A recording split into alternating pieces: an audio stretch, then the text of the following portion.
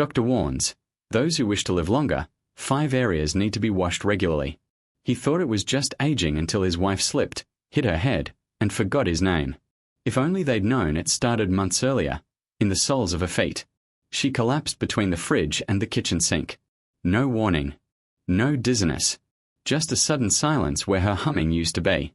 That morning, she'd watered her porch plants and fed the neighbor's cat. By noon, her balance betrayed her, and within hours, her independence unraveled like a threadbare quilt. Dr. James Chen, now 92, has seen it for over 6 decades. His discovery? Longevity isn't locked in genetics or hidden in a pill. It lives in the neglected places we stop touching, stop noticing, stop caring for. And if you listen closely, your body is whispering every day what it desperately needs you to remember. 1. The feet where longevity begins, revised. Dr. Chen didn't flinch. He'd heard it before. But instead of looking at Lewis's ears or brain scans, he looked down. Your feet, he said. They're not just carrying you. They're talking to you. And you've stopped listening. In modern medicine, we often forget the most basic truths. But Dr. Chen knows better. Decades of patient care taught him this. When people stop feeling connected to the ground, they begin to slip away from themselves. The feet, he explains, are a convergence of vital systems, blood vessels, nerve endings, pressure points, and they're also emotional anchors. In old age, they often go numb before the heart does. Recent findings from the American Geriatric Society affirm this. A 2023 study found that seniors who practiced daily foot care experienced a 45% improvement in postural stability and reported higher confidence in mobility, even in those with mild neuropathy. Lewis began what Dr. Chen calls the morning grounding ritual, not a medical procedure, but a conversation between man and body. Every morning, before brushing his teeth, he'd sit by the window where sunlight hit the floor just right.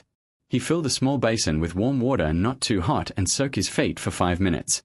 Dr. Chen had warned him, too hot, and you'll harm what you can't feel. Then came the massage. Lewis used his thumbs to apply pressure from the heel to the toes, slow and steady, in the same rhythm he once danced to. He paid attention to every toe. He recommends a few essentials. A basin wide enough for both feet. A long-handled towel for those with back stiffness. Foot cream with natural oils, peppermint, eucalyptus. Soft, supportive slippers with non-slip soles. Longevity doesn't live in the big gestures, Dr. Chen says. It lives in the quiet ones. Like cleaning your feet before bed, or checking the color of your toes in the morning. Lewis didn't need a cane or a specialist. What he needed was a ritual. A reason to pause. A reminder that his feet weren't just the end of him, but the beginning of every day. And one quiet Saturday morning, months later, his wife laughed as he took her hand and pulled her close. The dance had returned. Not in leaps or spins, but in small, steady steps. The kind that carries a man home. 2. The underarms detox center of the body. He listened, then gently lifted her arm. He pressed near her armpit and said, "This is where your traffic jam begins." Most people think underarms are about odor, nothing more. However, Dr. Chen views them differently, as central stations on the immune highway. Hidden beneath the skin, the axillary lymph nodes filter lymphatic fluid, clearing toxins, bacteria, and even cellular waste. When this area is stagnant, he says, you don't just feel tired. Your body is holding onto what it should be letting go. Modern science backs him up. A 2023 study from Stanford's immunology department revealed that stimulating the underarm lymph nodes can improve lymphatic flow by up to 40%, directly boosting immune efficiency in adults over 60. That's not hygiene. That's healing. Dr. Chen designed a simple, 3-step underarm care ritual, not cosmetic, but deeply functional. Step 1. Gentle cleansing. Each morning, Helen began washing her underarms with a mild, fragrance-free soap, using slow, circular motions that started from the outer edges and moved inward. This direction, Dr. Chen explained, mirrors the lymphatic flow and helps encourage drainage. Step 2. Complete drying.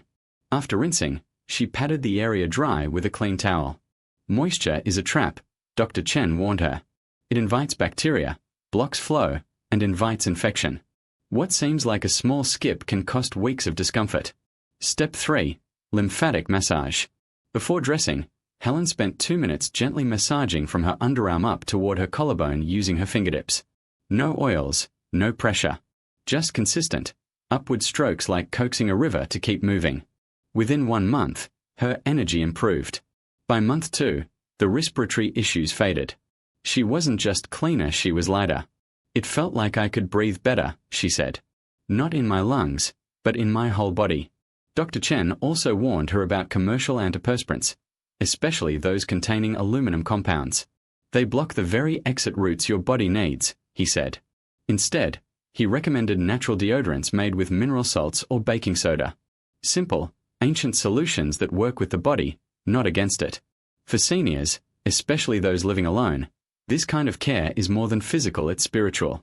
It's reclaiming awareness of parts of the body that have long been ignored and silenced. It's saying, I still have a say in how I feel. Dr. Chen puts it plainly. You don't need a detox tea. You need to touch your body like it matters. And when you do, the body responds not with noise or drama but with clarity, strength, and quiet resilience. The kind of health that doesn't scream but endures. 3. The inner thigh circulation's hidden pathways. It's like my energy drains into the floor, she told Dr. Chen, her voice dry and honest, like prairie grass. He nodded, then asked her something no other doctor had.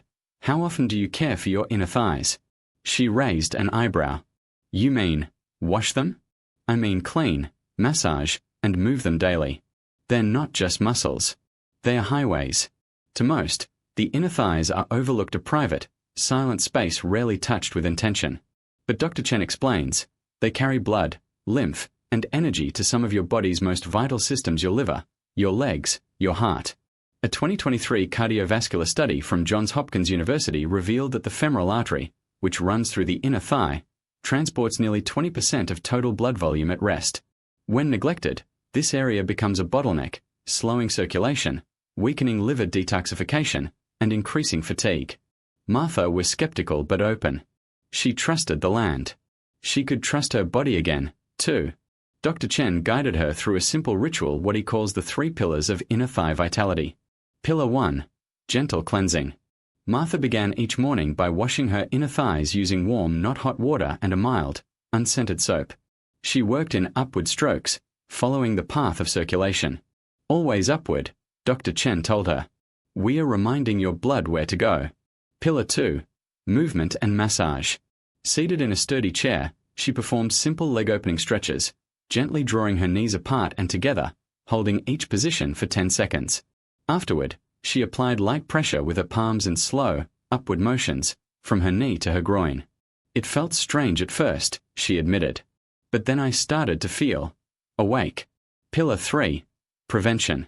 Dr. Chen suggested she wear breathable cotton leggings and lightly dust the area with cornstarch, never talc, to prevent moisture buildup, especially on warmer days. Friction is the silent thief, he said. You don't notice it until it's taken your comfort. This area holds more than blood, he says. It holds dignity. Martha now keeps a small wooden stool by her bedroom window. Every morning, sunlight pours in, and she begins her quiet ritual not as a chore, but as a grounding act of attention.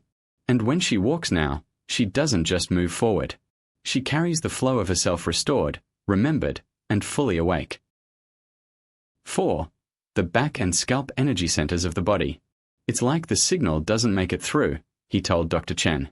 Like there's static in my spine. Dr. Chen didn't smile politely.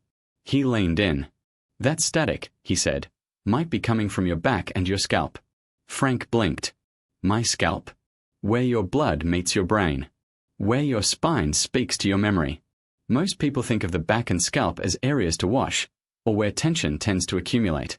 Few realize they are among the most neurologically and energetically rich zones of the human body, especially as we age.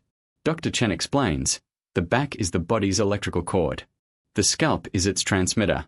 A 2023 study from UCLA's Department of Neurology found that gentle scalp massage increased cerebral blood flow by up to 28% in adults over 65. Meanwhile, research from the National Institute on Aging demonstrated that routine spinal care improved both physical mobility and short-term memory in older adults. Shower scalp awakening.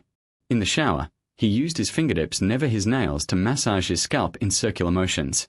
Dr. Chen taught him to start at the forehead and move slowly toward the nape, allowing warm water to aid circulation. This isn't about shampoo, Dr. Chen reminded me. It's about contact. About telling your brain, I'm here. Evening, the unplugging ritual. Each night, Frank sat in his reading chair, rolled a soft bristleback brush up and down his spine in long strokes. Not harsh, not rushed. He then placed a warm compress across his shoulders and took 5 deep breaths. Inhale for 4 seconds, exhale for 6. Within a month, something changed. I don't forget the coffee pod anymore, he told Dr. Chen. And I've started humming again jingles from the 80s, but still. Neurologically, it made sense. The back holds tension that restricts blood flow. The scalp, when ignored, can develop tightness that subtly diminishes alertness. But when both are cared for gently, rhythmically, respectfully, they unlock clarity. Dr. Chen recommends a long-handled back brush, a warm compress or microwavable heat wrap, a wooden scalp massager or fingertips, unscented, pH-balanced scalp cleanser for sensitive skin. But above all, he stresses, don't rush. The brain doesn't respond to pressure. It responds to rhythm. For Frank, it wasn't about becoming who he used to be. It was about feeling present again in body, in mind, in the quiet moments between thoughts. He's not broadcasting anymore, but every morning, as he massages his scalp and rolls his shoulders, he still says out loud, "Good morning, Iowa." Not to the state. To himself. 5. The nape and ears balance and memory's last gate. I'm sitting steady, she told Dr. Chen. But the moment I rise, the world tilts. To most doctors, the solution might have been inner ear scans, balance training, or even medication. But Dr. Chen listened, then gently placed 2 fingers at the back of her neck. This is where the brain meets the body, he said, pressing just below her hairline. And your ears? They're not just for hearing. They're your gyroscope. He explained, the nape and ears form the body's last gatekeepers for balance and short-term memory.